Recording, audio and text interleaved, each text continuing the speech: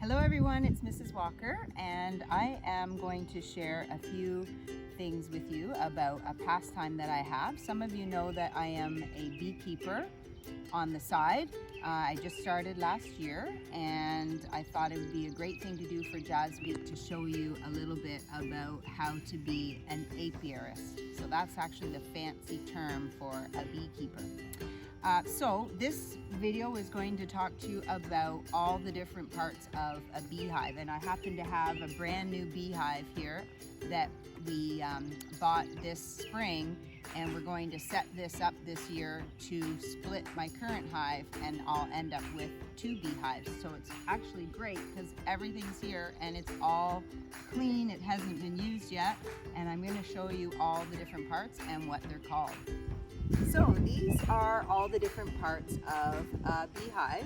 I'm sure you have seen these boxes before if you've ever passed by an area where they keep beehives. This big box is called a super, and often what you see is supers on top of each other, so the beehive can be fairly high off the ground.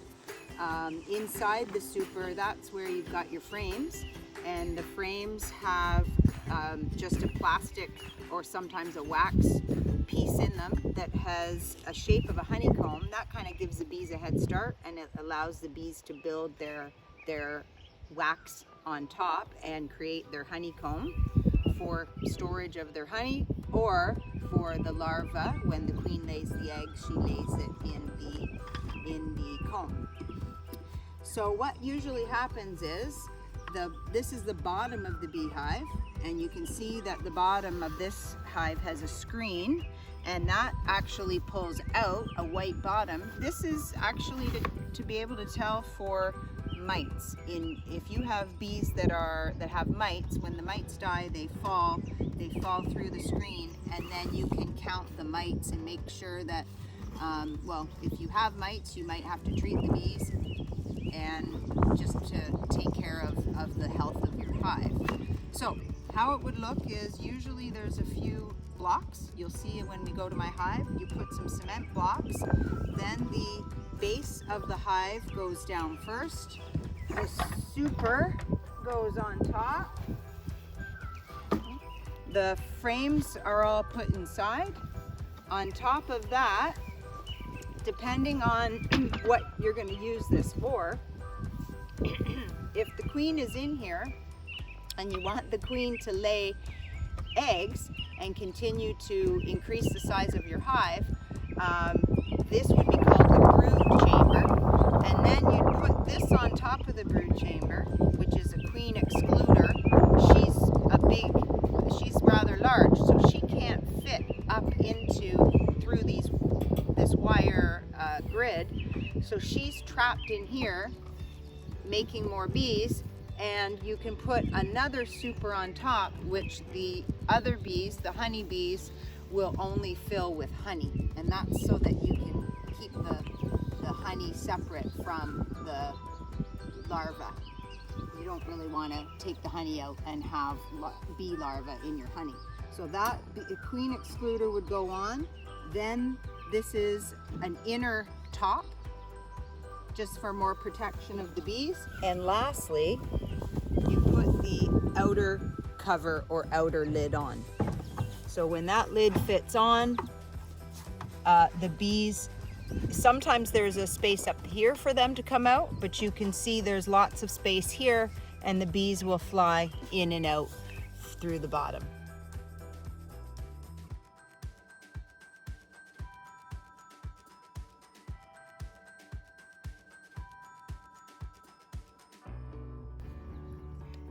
This is a frame that I took out of our current beehive. I took this out in the spring because our bees actually had a lot of honey, and we were lucky enough to be able to have a little bit of honey for the spring. This is an example of what the frames look like when they are full of honey. So there's the frame, and this is one after the bees have built their honeycomb and loaded it with honey. And we know this is full of honey and there aren't any larvae in here, because if there were larvae in here, it would actually have a darker look. like a browny color on top. This is called the capping, and because it's all white, we know that this is just full of honey.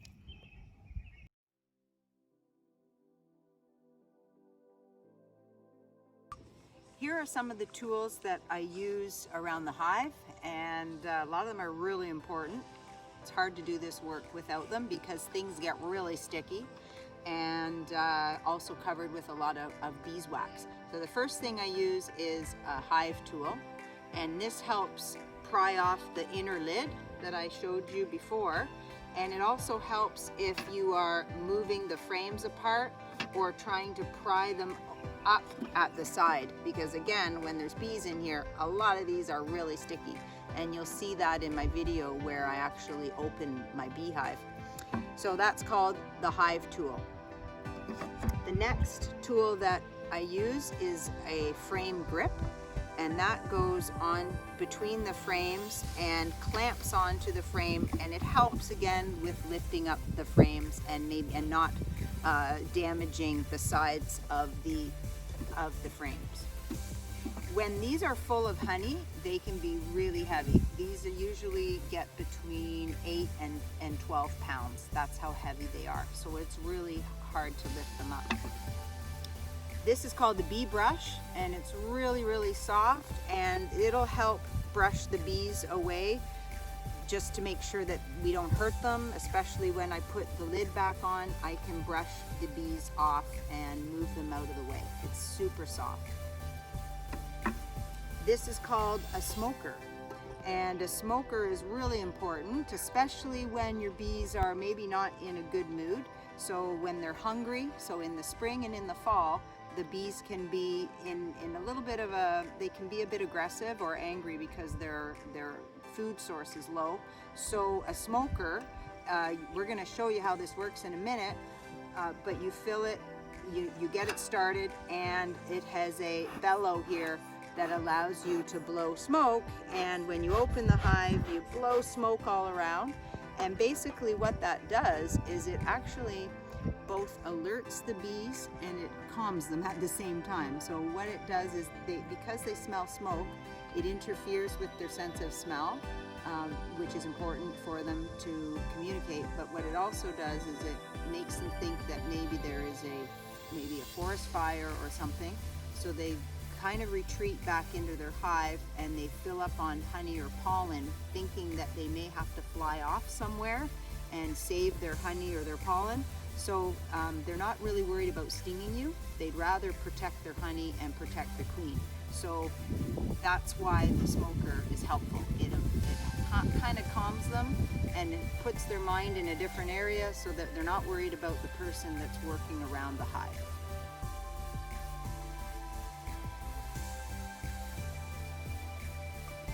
We're gonna light the smoker so you can see what it looks like. Put a bit of paper in it, some dead grass, some flame. Ooh, that's fast. So you want to start allowing the air to come in from the bottom.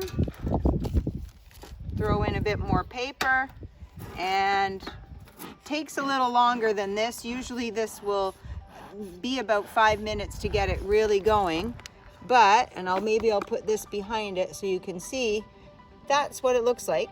And you can sort of see a stream of smoke coming out there. It's starting to die down now because this is just temporary. That's how you light the smoker, and that's what they're used for. I'm going to put on my bee protective gear right now so you can take a look at all the different parts. So first of all, I put on my bee suit. This is actually just a painter suit. I haven't bought a full bee suit yet because I haven't really needed one. Most of the time the bees don't really bother you, and actually I don't wear this all the time, more in the spring and in the fall. So This is just so that if the bees land on me, there's a bit of space between my skin and the bee. So they can't really sting through this. It's attractive, I know. But that's what it looks like. And of course I put my shoes back on. Sometimes I wear rubber boots and I make sure this goes over the rubber boot.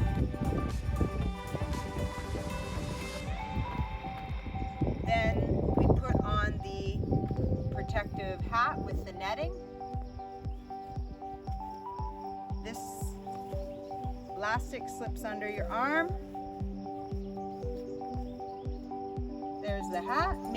Usually I make sure everything's all tucked in. And lastly, my gloves. Often I will put these on, but if I notice the bees are in a good mood and they're not really worrying about me, I just take them off. I find it's easier to work on the frames and pull out the honey without the gloves on. But I always start with them, just in case.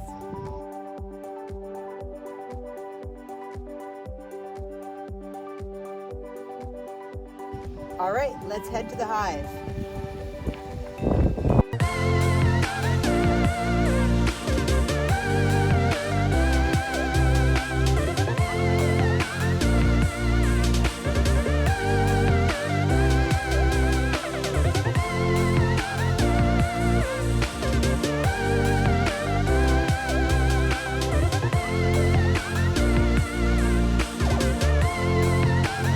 So this is the hive. As you can see, I've got two full supers on top of each other and one medium super.